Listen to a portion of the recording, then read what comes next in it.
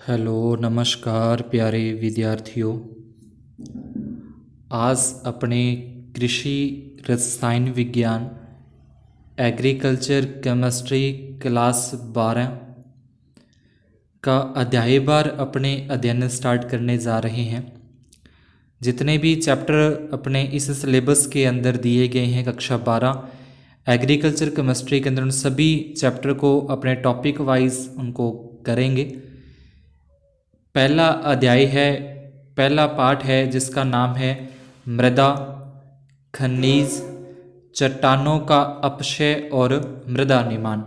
तो सबसे पहले अपने बात करेंगे मृदा के बारे में कि मृदा क्या होती है, मृदा की परिभाषा, मृदा की विशेषताएं, मृदा के कार्य, और उसके बाद अपने बात करें खनिज की कि खनिज किस तरीके से, कौन कौन से खनिज होते हैं। जैसे अपने को शरीर के अंदर जैसे ऊर्जा के लिए कार्बोहाइड्रेट है, प्रोटीन है, वसा है, विटामिन की आवश्यकता होती है, तो ऐसे ही पेड़ पौधों को भी किसी न किसी की आवश्यकता होती है जो उसको मृदा से प्राप्त होते हैं, तो उनको क्या बोलते हैं, खनिज कहते हैं। ठीक है, जैसे लोहा, तांबा हो गया, कैल्शियम, मैग्नीशियम वगैरह, फास्फोरस है, गंधक है, ये सारे आ जाएंगे। उसके बाद चट्टानों का अपक्षय कि चट्टानें किन किन विधियों से टूटती हैं, किन किन विधियों से चट्टानें टूटती हैं, और टूटने के बाद उसमें मृदा का निर्माण कैसे होता है। तो ये सारे के सारे टॉपिक जो हैं अपने इस चैप्टर के अंदर इसको क्लियर करेंगे, समझेंगे। तो स्टार्ट करते हैं। अपना पहला टॉपिक जो है मृदा। तो अब मृदा के बारे में कि मृदा क्या है, तो मृदा के बारे में अगर अपनी बात करें तो मृदा शब्द की जो उत्पत्ति है वो लैटिन भाषा के शब्द सोलम से हुई है। अगर अपने से पूछे प्रश्न, अगर यहाँ से पुट हो कि मृदा शब्द की उत्पत्ति कौन से शब्द से हुई है, तो अपना आंसर आ जाएगा सोलम शब्द से इसकी क्या हुई है, उत्पत्ति हुई है। अब सोलम शब्द किस भाषा का है, तो सोलम शब्द है वो लैटिन भाषा का है। अब पूछे कि सोलम शब्द का अर्थ क्या होता है, तो सोलम शब्द का जो अर्थ है वो फ्लोर अर्थात फर्श है। मृदा शब्द की उत्पत्ति लैटिन भाषा के शब्द सोलम से हुई है, जिसका शाब्दिक अर्थ फ्लोर अर्थात फर्श है। ठीक है, जो अपना जैसे फर्श होता है जो बिल्कुल जहाँ पे अपने रहते हैं, मृदा की जो बिल्कुल ऊपरी परत होती है उसकी यहाँ पे बात हो रही है। तो मृदा को पृथ्वी की सबसे ऊपरी परत माना जाता है, जहाँ पे अपना अपना जीवन यापन करते हैं, जहाँ पे पेड़ पौधे लगाई जाती हैं, फसलें उगाई जाती हैं, इमारतें खड़ी की जाती हैं। तो ये कौन सी है, ऊपरी परत है। तो मृदा को पृथ्वी की सबसे ऊपरी परत माना जाता है। मृदा एक त्रिविमीय प्राकृतिक पिंड है। अब ये त्रिविमीय क्या होता है, तो आपने दो नाम सुने होंगे, एक द्विविमीय जिसको 2D बोलते हैं और एक त्रिविमीय जिसको 3D बोलते हैं। तो पहले अगर बात करें अपने द्विविमीय की, तो द्विविमीय होता है जिसकी लंबाई भी हो, जिसकी लेंथ भी हो और जिसकी चौड़ाई भी हो, ब्रेथ भी हो। लंबाई और चौड़ाई होती है उसको अपने बोलते हैं द्विविमीय, और इसके साथ इसकी हाइट भी आ जाए, इसकी ऊंचाई भी आ जाए, या इसकी गहराई भी साथ में जोड़ ली जाए, तो इसको बोलते हैं त्रिविमीय पिंड बोलते हैं। उसके बाद प्राकृतिक पिंड है। प्राकृतिक का मतलब क्या है, तो अब यहाँ पे भी दो होते हैं, एक प्राकृतिक होता है और एक कृत्रिम होता है। प्राकृतिक उसे कहते हैं जो प्रकृति की देन है, जिसमें मनुष्य का या किसी मशीन का कोई भी हाथ नहीं होता, वो पृथ्वी की देन है। ठीक है, वो हो जाएगा अपना प्राकृतिक। और कृत्रिम जो होता है, जो मनुष्य के द्वारा या मशीनों के द्वारा जो तैयार होता है, वो कौन सा हो जाएगा, कृत्रिम हो जाएगा। ठीक है, तो जैसे अपनी पृथ्वी है, पृथ्वी क्या है, एक प्राकृतिक है, जैसे सूर्य है, चंद्रमा है, पेड़ पौधे हैं, ये क्या हो जाएंगे, एक प्राकृतिक पिंड हो जाएंगे, एक प्राकृतिक हो जाएंगे, जिसकी लंबाई चौड़ाई में गहराई होती है। गहराई की जगह अपने ऊंचाई भी लिख सकते हैं।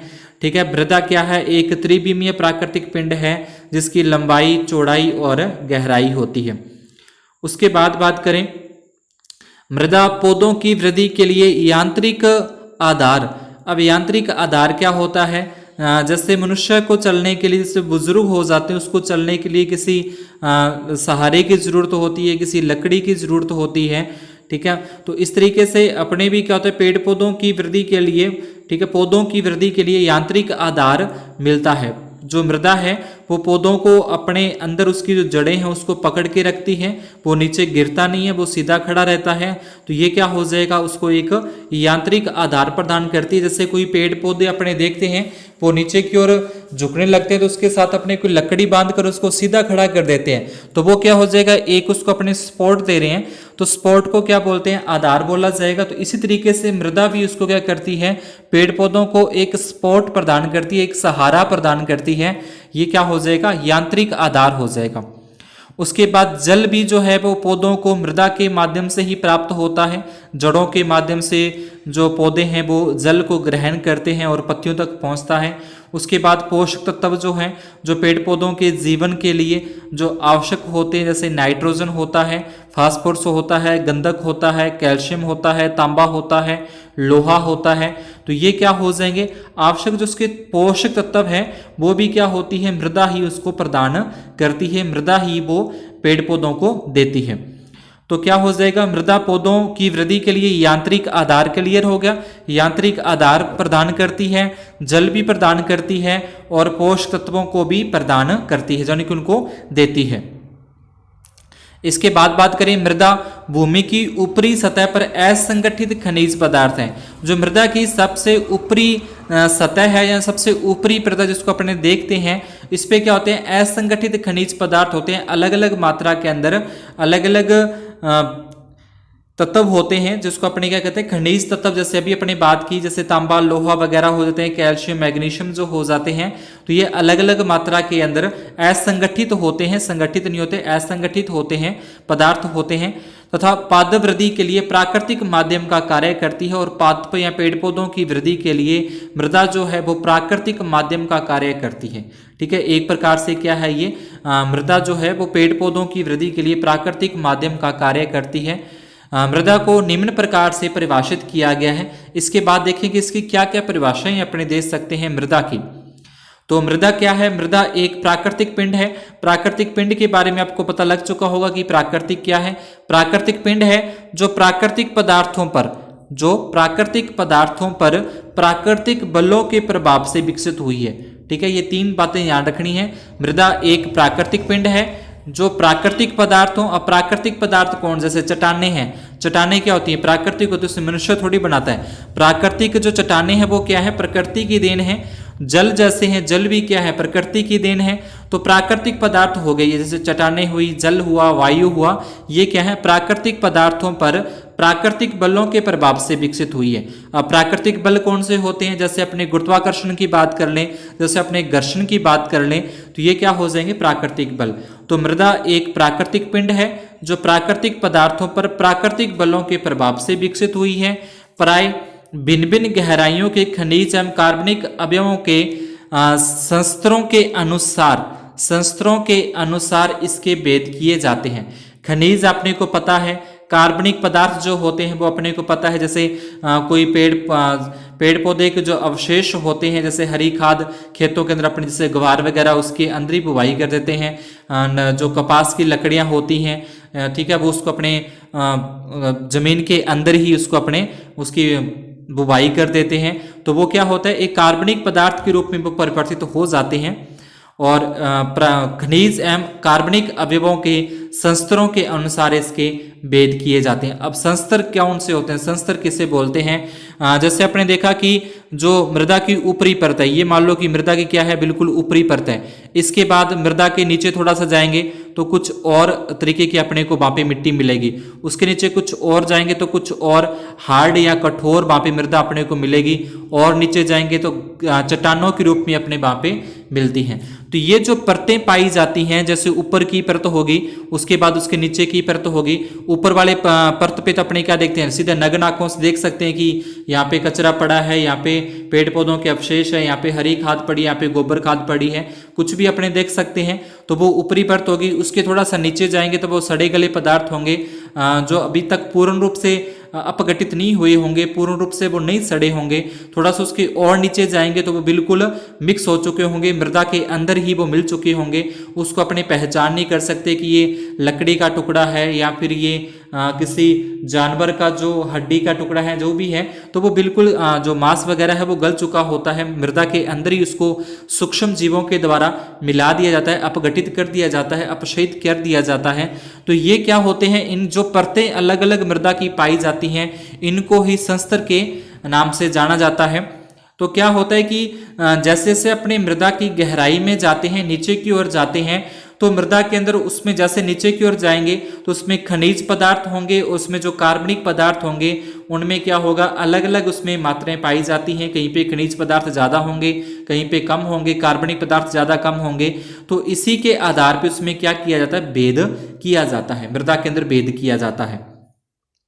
इसके बाद आगे देखें अपने, ये संस्तर अपने नीचे स्थित पैतृक पदार्थों से, ये संस्तर जो संस्तर अभी अपने जो बात की, संस्तर अपने नीचे स्थित पैतृक पदार्थ, जो अपने से उसके नीचे स्थित पैतृक पदार्थ हैं।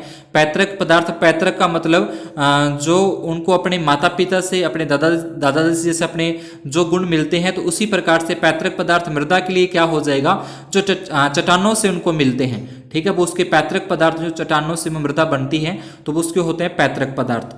पैतृक पदार्थों से अकारकी का मतलब आकार के अंदर हो जाएगा, रूपात्मक जिसको अपने बोल सकते हैं।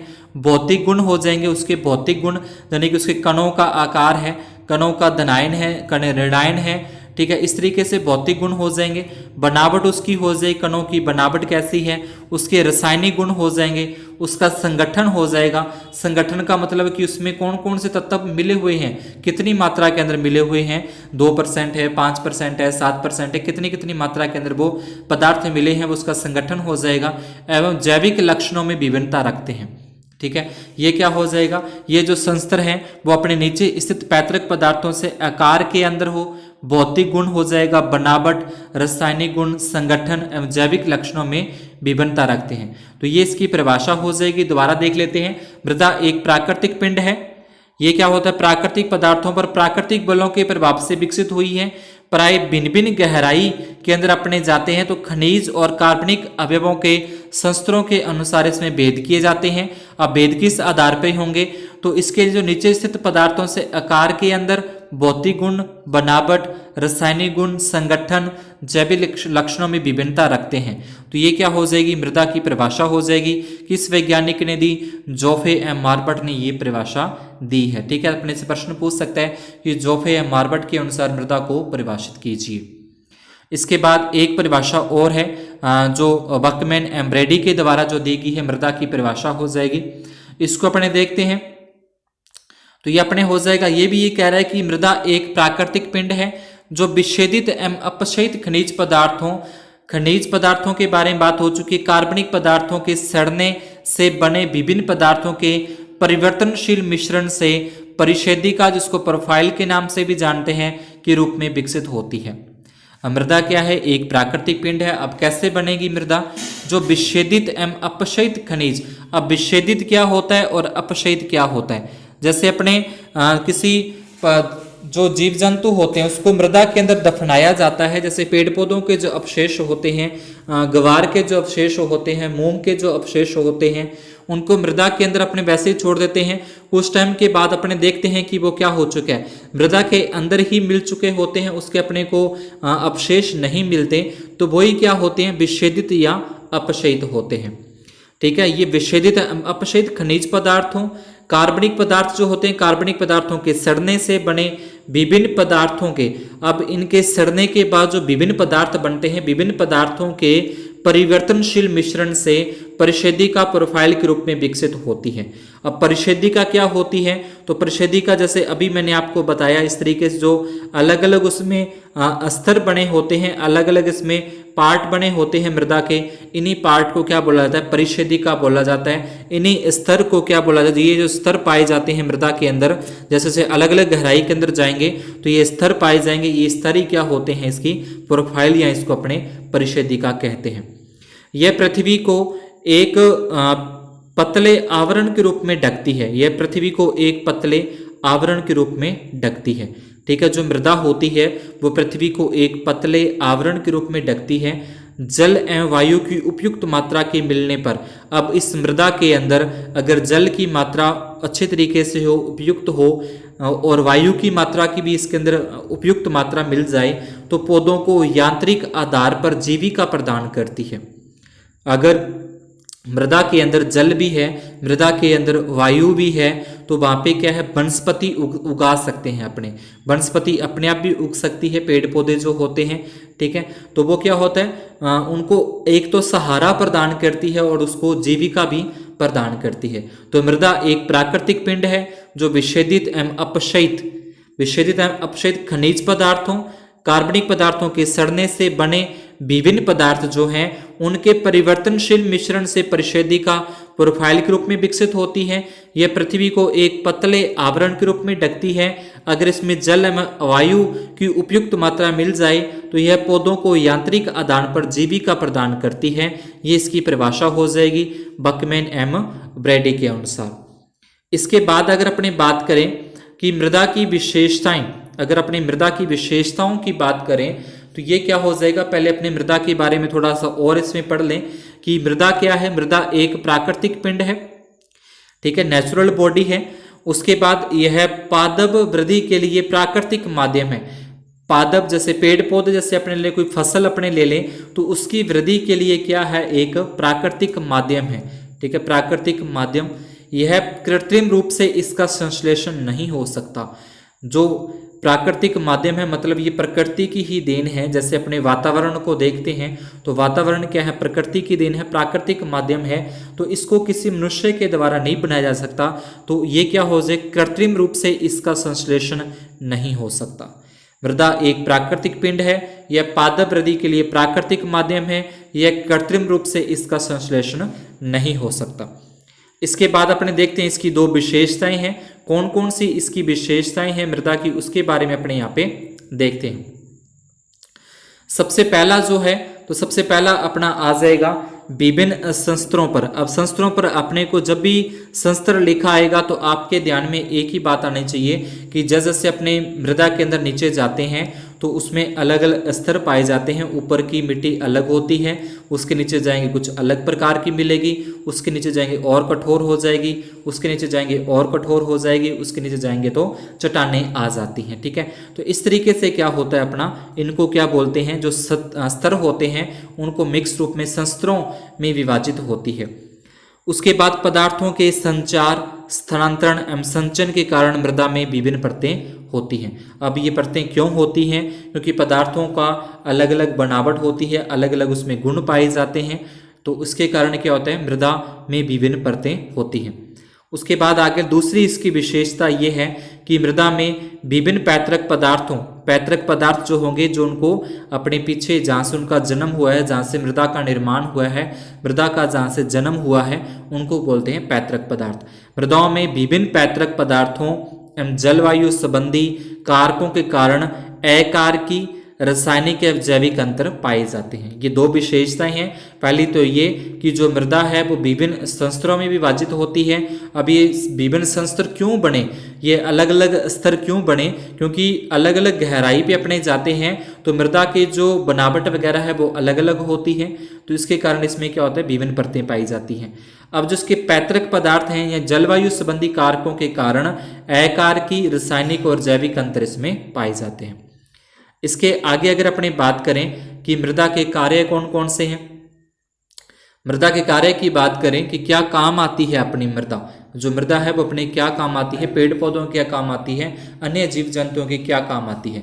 तो सबसे पहला है भूपपड़ी है। भूपपड़ी मतलब अर्थ क्रस्ट जो होता है, जो अपने बिल्कुल ऊपरी जो परत होती है जहाँ पे अपने फसलों को बोया जाता है, उनको उगाया जाता है, तो वो हो जाएगी भूपपड़ी।